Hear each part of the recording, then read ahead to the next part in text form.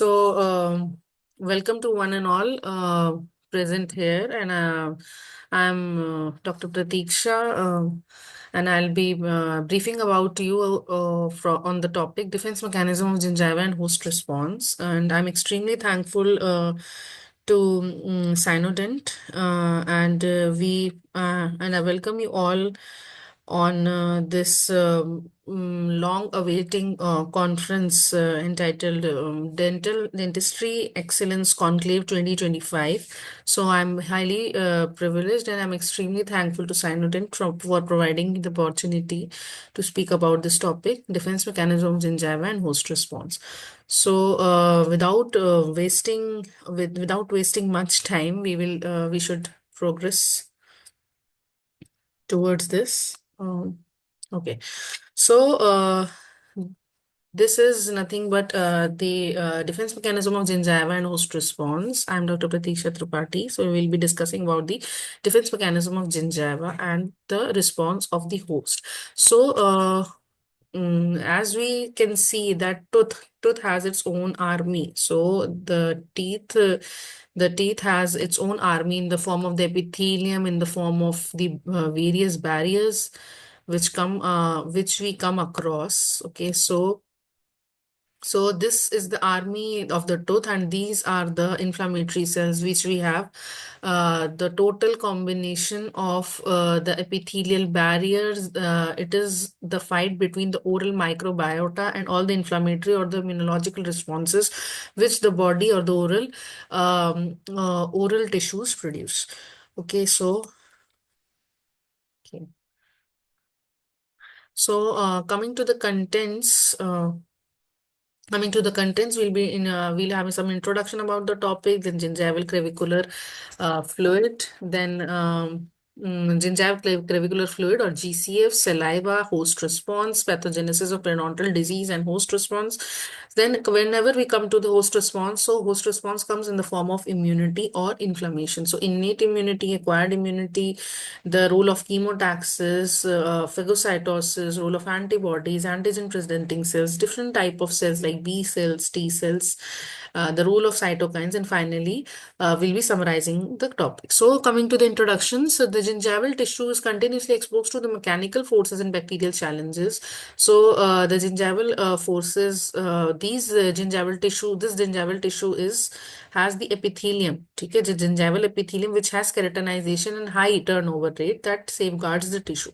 And when we come to this fluid concept or the fluid part, the fluid called as GCF, okay, gingival clavicular fluid or saliva, it acts as the defense part, or it protects the oral tissues. So coming first to the GCF, that is the gingival clavicular fluid. This fluid, it basically seeps from the gingival connective tissue through the thin sulcular epithelium. As we know that there are three epitheliums: the sulcular epithelium, the junctional epithelium, and the oral epithelium. So this gingival fluid plays multiple roles, including cleaning debris from the sulcus containing plasma protein. It has plasma proteins enhancing the epithelial adhesion to the tooth. It has antimicrobial properties, and it provides antibody activity, helps in the protection of gingiva.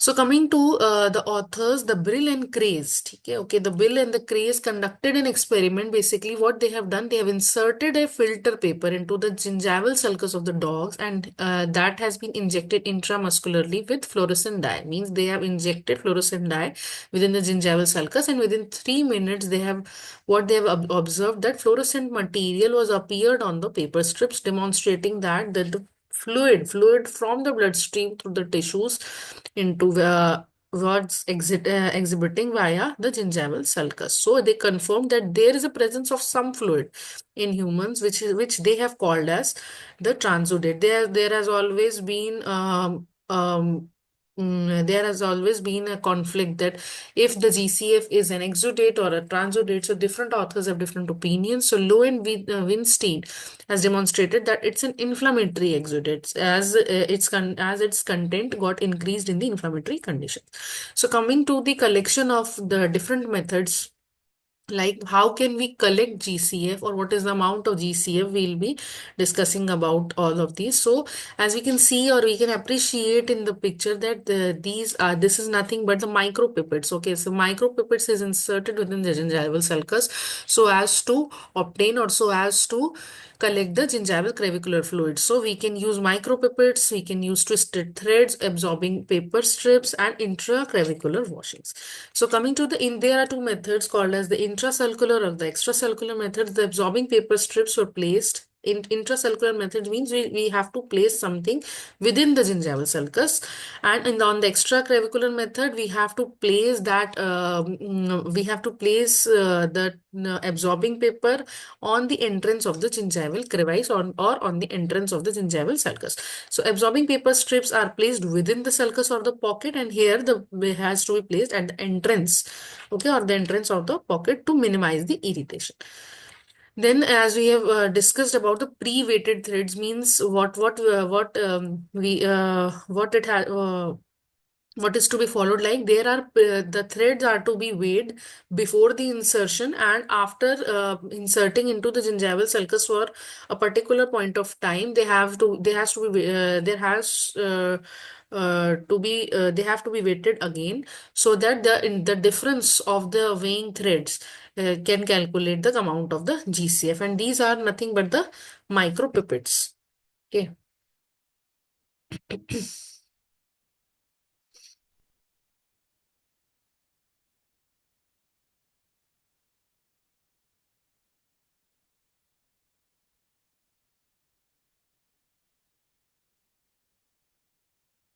I'm so sorry. Okay.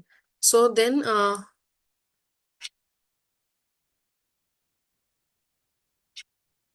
coming to the amount of GCF, how the amount of GCF can be collected on the paper strips, which can be, they have different methods like staining methods. So staining with ninhydrin, or measuring them planimetrically on an enlarged photograph, or with the help of magnifying glass, or using microscope. Basically, there is a paper called as perio paper. Okay, so perio paper, it is nothing but a blotter method, and there is a device called as periotron. It is usually asked for UGs, that is what is periotron. So periotron is nothing but a device which is used to measure GCF using a specific kind of paper called as, which is nothing but a blotting paper called as a perio paper.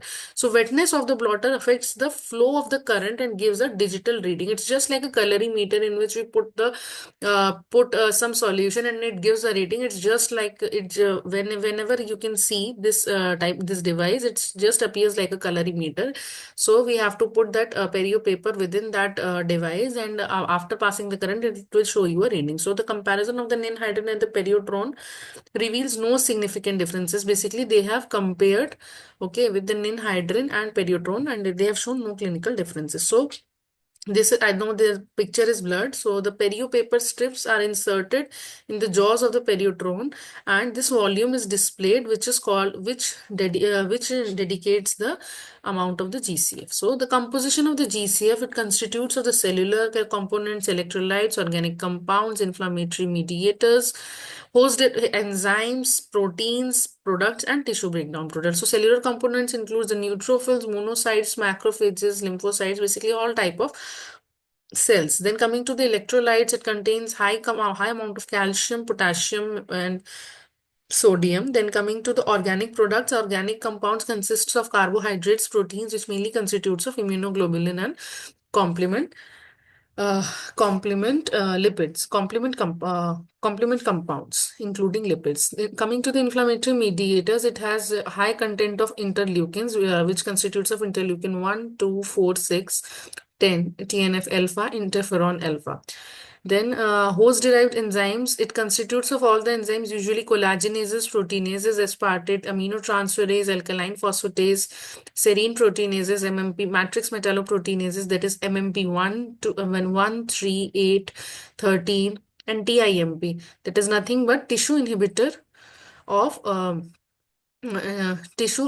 products. Then coming to the bone specific proteins, that is bone former markers and resorption markers, it constitutes of both, which has type 1 procollagen peptides. Then it contains glycosaminoglycans, chondroitin sulfate, chondroitin 6 sulfate, and hydrochlorine, etc. So coming to the cellular or the humoral immunity, what does it, how it responds? So analysis of the constituents in the health and progress of the disease can be extremely useful because of the non-invasive methods. So analysis has identified that the cellular and the humoral responses in both healthy individual and those with the periodontal diseases. So cellular mechanisms include the appearance of the cytokines where there is no clear relationship between them and the disease. So its relationship as just as we know that it contains gamma interferon, so it have protective role in periodontal diseases, because of which it has the ability to inhibit the bone resorption. As we know, whenever there is an increased content of GCF, it has been found that in periodontal disease, whenever there is calculus or whenever there is bone loss in or inflammation in the gingival tissues, there is increased amount of GCF, which will lead to the increased so increased content of GCF, which is nothing but an exudate.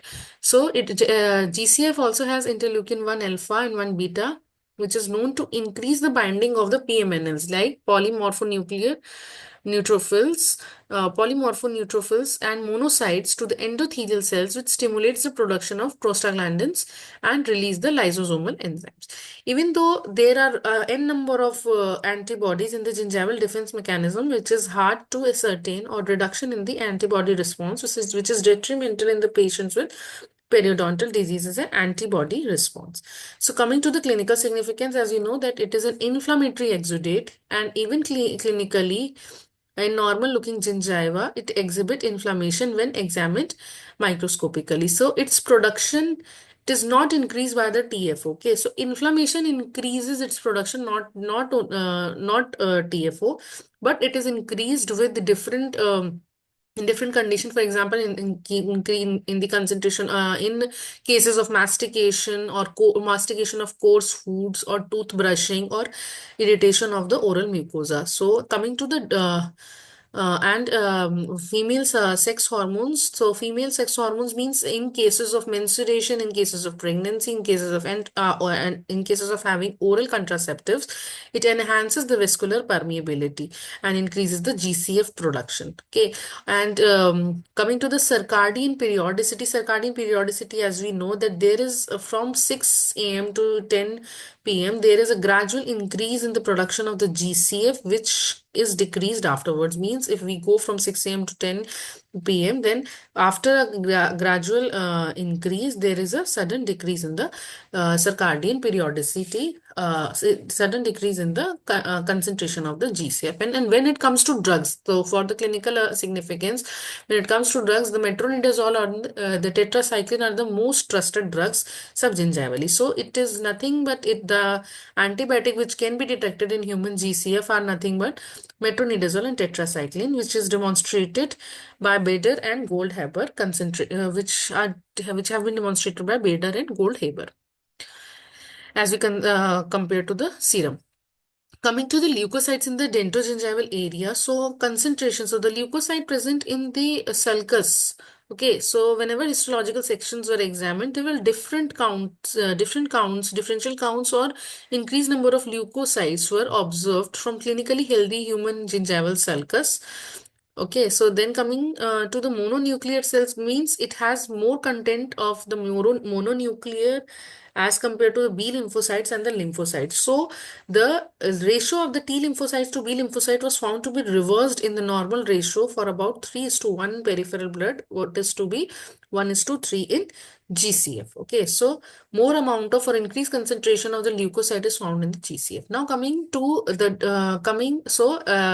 briefing about the GCF. GCF has different collection methods. Periotron is the device which is used to measure GCF. Perio paper is the blotting paper. There are different methods: collection tubes, micropipettes, and staining dyes in hydrogen method. Then there are different properties of GCF.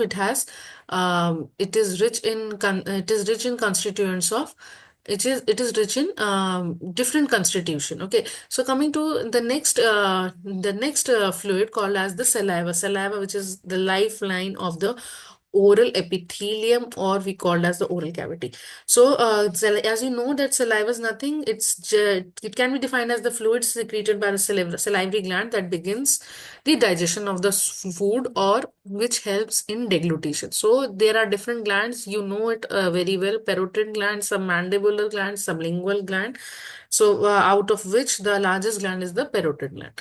So, coming to the methods of saliva collection, there are different draining methods. So, as we have mentioned here, or I have mentioned here, there is whole saliva. So, there are three types of saliva: whole saliva, serous, and serous. There is whole saliva, and which can be collected by the stimulatory methods or the unstimulated methods. So there is draining method, spitting method, suction method, and swab method. So the stimulated saliva by drops, chewing gums, or paraffin wax means it is can be stimulated using all these methods, and the general amount of saliva we got it, or the range is 1 to 1.5 liter per day. We can collect the saliva. We can have the saliva. There is normal concentration. So coming to the role of saliva in oral health, it has numerous functions, including lubrication, physical protection, cleansing, buffering, maintenance, and antibacterial action. So coming to the lubrication, for lubrication means coating to the just like the gastric mucin, as we have a thin coating of in the stomach of gastric mucin, just like that, it helps in lubrication. So physical protection, it has the glycoproteins and mucoids helps in physical protection. Cleansing means flowability. So the physical flow or cleaning of the debris or the bacteria from the oral cavity. Then coming to the buffering actions mean maintaining the pH of the oral cavity, just like the antacids.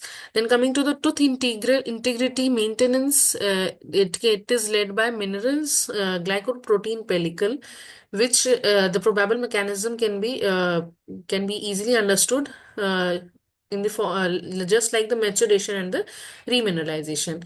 Then antibacterial actions, just like antibacterial action, it is from the antibodies, that is immunoglobulin A, lysozymes, or lactoperoxidase, which helps in the control of the bacterial colonization, breaks the bacterial cell walls, oxidation of the susceptible bacteria. So coming to the antibacterial factors or the antibacterial actions, so it is achieved by the inorganic factors and the organic factors. So in this, the lactoperoxidase and the agglutinins are the key. So in inorganic factors, it has ions, gases, bicarbonates, sodium, potassium, phosphates, calciums. And then coming to the organic factors, it constitutes of the lysozyme, lactoferrin, and myeloperoxidases. So all these contents, just like glycoprotein, mucin, beta-2 microglobulin, they helps in achieving antibacterial action. Coming to the lysozyme acts on both gram-positive and as well as the gram-negative bacteria or the organisms constituting of AA and Veillonella, which repels some transient bacterial invaders of the mouth and cleaves the linkage between the structure. Basically, it helps in the cell wall destruction. So the lactoperoxidase is bactericidal to the lactobacillus and the streptococcus, and it prevents the accumulation of the lysine and the glutamic acid, which has an important role in bacterial growth. Coming to the lactoferrin, it has an antibacterial effect against the lactobacillus or the species, and the myeloperoxidase is bactericidal for actinobacillus, as well as it has an added effect of inhibiting attachment of the actinomyces. Coming to the anti-salivary antibodies or the enzymes, as we know, G for GCF and saliva means in saliva it is A. So G for GCF, so IgG concentration of IgG is found to be the most in GCF, and IgA has an increased concentration in saliva. So IgG is contributed majorly by the GCF and IgM present, and IgA is the preponderant, which can be secreted by the major or the minor salivary glands.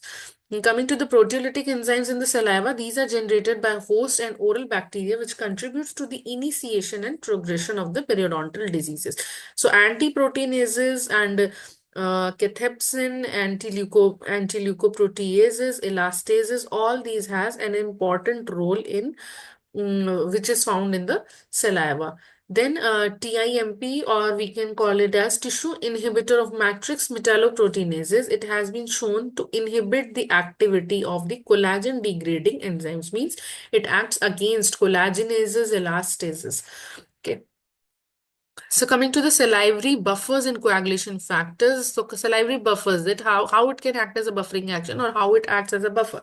So for bicarbonate or carbonic acid system, it maintains the physiologic hydrogen ion concentration at the mucosal epithelial cell or the tooth surface. Okay, so and different coagulation factors, including factor 8, 9, 10, Hageman factor, it hastens the blood coagulation and protects the wound from the bacterial invasion. So the role of the leukocytes in saliva, that to in addition to the desquamated epithelial cells, it contain all forms of the leukocyte, predominantly the polymorpho neutrophils, which is nothing but the first line of defense. So the orogranulocytic migratory rate is the rate of the migration of these living PMNs into the oral cavity from the gingival sulcus, means their migration from the gingival sulcus into the oral cavity.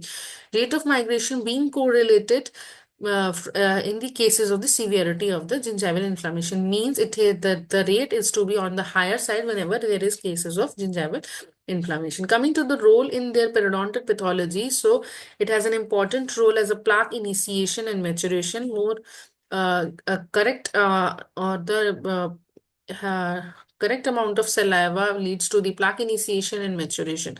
So it leads to the calculus, in the calculus formation, the periodontal disease and caries, and its decreased concentration leads to xerostomia. So whenever there is a role in as a part of it has function just like buffering action and all.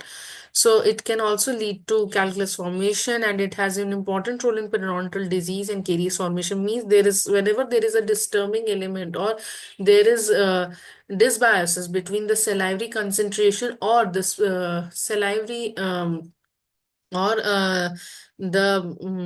disruption between the saliva or the tooth surfaces, it can lead to periodontal diseases and the caries. And whenever there is decreased concentration of saliva, it leads to the xerostomia, for example, in cases of Sjogren's syndrome. So coming to the host response, how the host see, we have discussed about the GCA, we have discussed about the saliva, and how the host mechanism or the host mechanism responds. So there is a local infection. First of all, there are microbiota or the microbes. So can serum factors control the microbiome? So we call it yes. And then here comes the role of the innate immunity. Innate immunity, and whenever they are unable to control it, in cases of no, first line of defense come to the action, that is neutrophil. So can neutrophil control the infection? Yes. Whenever there is yes, then it's acute inflammation, and and then in that cases acute inflammation resolved. When in cases of no, monocyte comes to the action, or the macrophages or the tissue system, macrophages system. So does macrophage completely digest the antigen? Yes. In case in which TGF beta, PGGF, it helps. But if it's yes, then chronic inflammation, in cases that leads to the chronic inflammation, which is resolved. And then when innate immunity, just it is not controlled by the innate immunity, then acquired immunity comes to play. In that cases, lymphocytes are the hero of this battle. So in lymphocytes includes the Th1, the Th2, all these actions, interleukin 1, 8, TNF beta, which can lead to, if it is not controlled, then it leads to systemic infection. So summary of the pathogenesis, or how basically the pathogenesis of periodontal diseases progresses, or how the periodontal diseases develop. So the bacterial products, there is a mismanagement, or there is a dysbiosis between the bacterial products and the host cells. In some cases, host cell Host cell response got reduced. In some cases, there is increased production of bacterial products, which can leads to the increased activity of the osteoclasts, MMPs, interleukin 1, beta, interleukin 6, which leads to bone resorption, connective tissue breakdown, and it finally leads to the symptoms of the periodontitis, which can be called as, which is characterized by the pocket formation, loss of attachment, mobility of the teeth, and finally tooth loss. So the first line of defense, as in cases of oral epithelium, we have these keratinocytes. So recruitment of the defense cells, we have keratinocytes in the form of, we have cytokines also, interleukin 1, 4, TNF alpha, beta, we have pro-inflammatory mediators. Then coming to the endothelial cells, use of ICAM, VCAM, we'll discuss it as a part of inflammation also. So ECAM expressions means these PMNs have ECAM expression and VCAM expression as it is indicated by the mononuclear cells, and basically mucosal adhesin or the lymphocyte subset.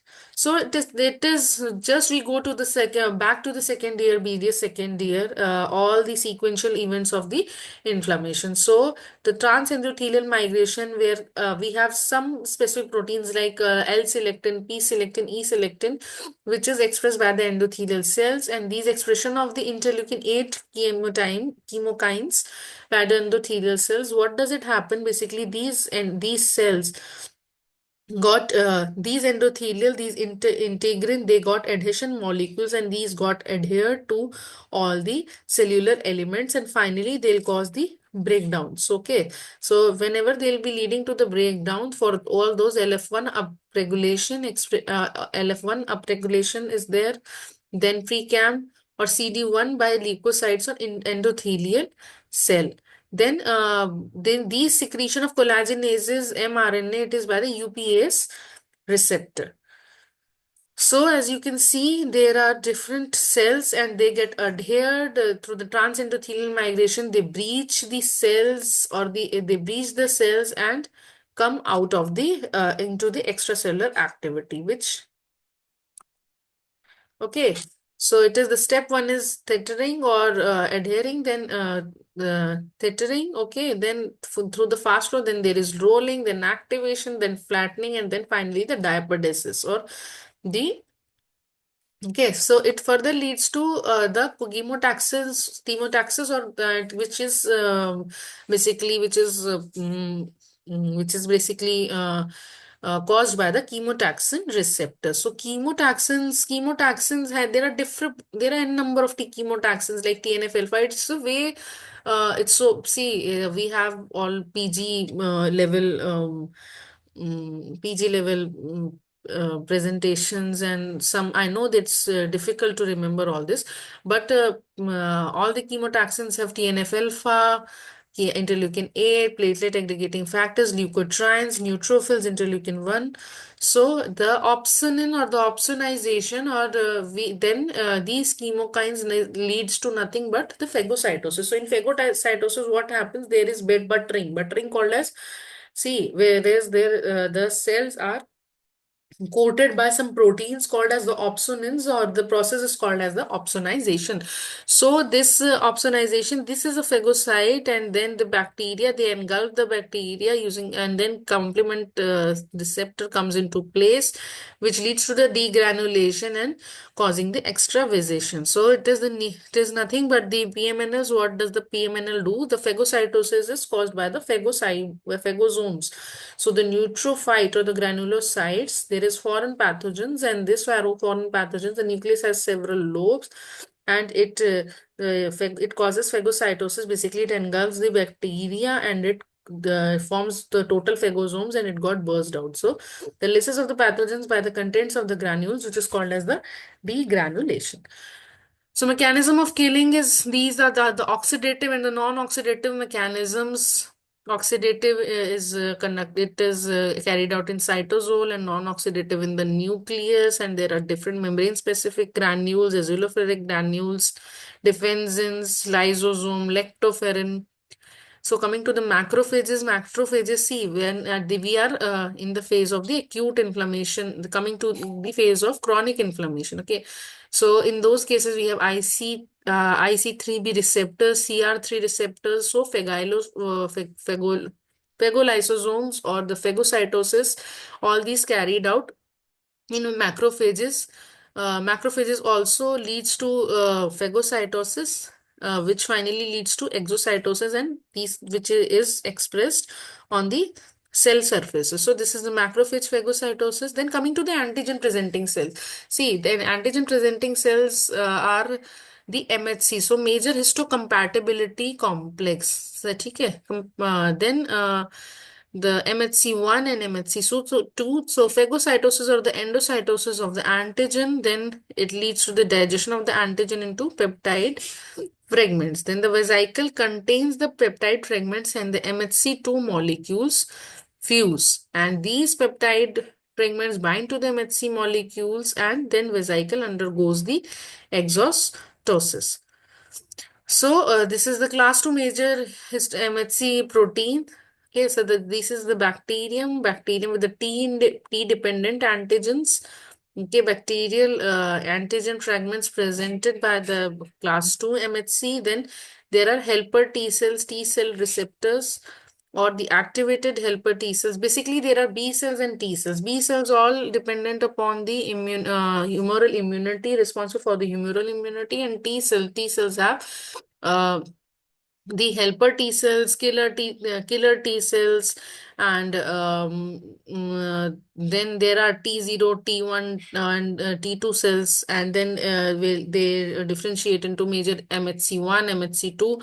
So all these MHC1 and MHC2 are nothing but the antigen presenting cells. So the B cell antigen presentation, it is by the presentation on the cell surface, then activated B cells, activated T cells. It leads to the co-stimulation, which was by the interleukin 2, interleukin 4, 5. So co-stimulation is this by the antigen presenting cells. So the T cell receptor is the TCR or the T cell receptors. There are toll-like receptors also, which is present on the surface, on the which are the surface receptors, which also acts kind of the opsonization on the opsonin. They help the bacteria to adhere to the surface. Then this is the T cell activation and T cell differentiation, as we have told that there is TH cell, that is antigen presenting cell with the help of interleukin 1 beta, interleukin 6. There is TH0, which is further differentiated into TH1 and TH2. So TH1 in the TH1 releasing the interleukin 2, INF gamma, interleukin 12 and TNF beta, which respond against the intracellular changes, and TH2 it responds against the extracellular changes. So these are nothing but the antigen presenting cells. So functions of the T cell, it subsets like it helps in activation, it goes to the clonal proliferation, and finally the maturation. Okay, so TH1 is important for altered cells and intracellular molecules. TH2 pro-inflammatory responses against the extracellular antigens, and TH3 is the anti-inflammatory responses. And all these cells, basically they do nothing but they stimulate or they enhances the different type of IGs like immunoglobulin. So IgE is responsible for all the allergic reactions. IgA we found in we are the second. Okay, then coming to the IgM, then IgG.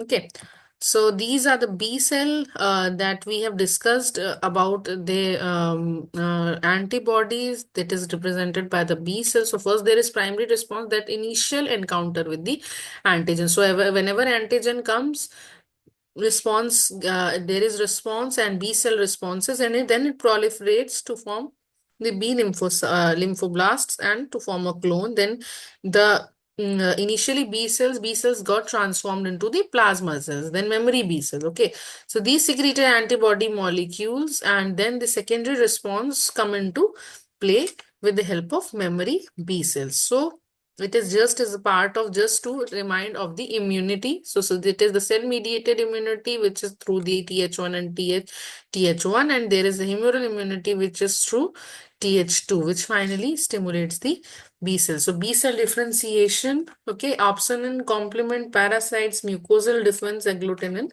complement. These are different kinds of immunoglobulins, okay, which will lead to the agglutination, complement, mucosal defense. For example, IgH leads to the mucosal defense, and IgE, it leads to the anti-inflammation and to the parasitic infection. And then coming to the Ig1, 2, 3, which helps in the opsonization and complement.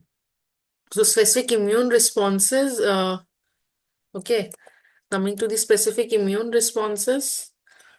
Clonal selection, these are nothing but they share similar, they share similar views. And so specific immune responses includes clonal selection, clonal expansion, which which helps in which basically dedicated as the increase in the antibody titer. So memory cell is always have the secondary response. Clonal contraction it is indicated by apoptosis. So there are nothing but it is nothing but the elaboration of the B cell and the T cell. So B cell has mural immunity, T cell has cell mediated immunity, and IgG or IgE has inflammatory isotype responses, and IgA has anti-inflammatory isotype responses. So what is the role of antibodies basically? So antibodies is the antigen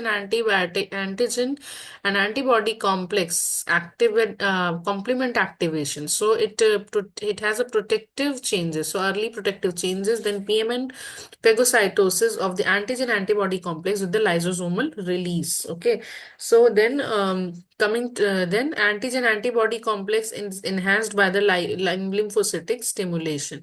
Then it has what does it does? It does the neutralization of the bacterial enzyme. So it has a destructive mechanism which is protective for the oral cavity, or for the then it enhances the opsonization. So biological effects of the complement, this is different components. Okay, so it leads to the cytolytic or cytocytic toxic changes, leukocytic chemotactic activities, mast cells histamine release, and increased vascular permeability, increased kinin activity, promotion of the phagocytosis, enhancement of the coagulation, promotion of clot lysis.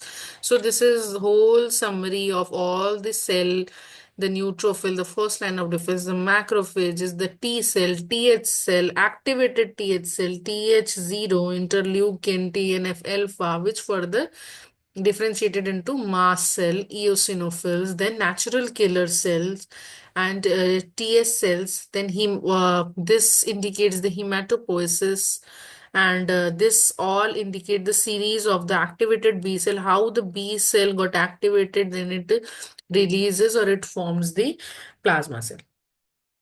Coming to the cytokines, so cytokines are the cytokines. They are different cytokines, and there is a huge role of cytokines, and there are whole issues on cytokines in periodontology, describes the role of which describes their role in periodontal disease activity. So very brief, talking about very brief about cytokines.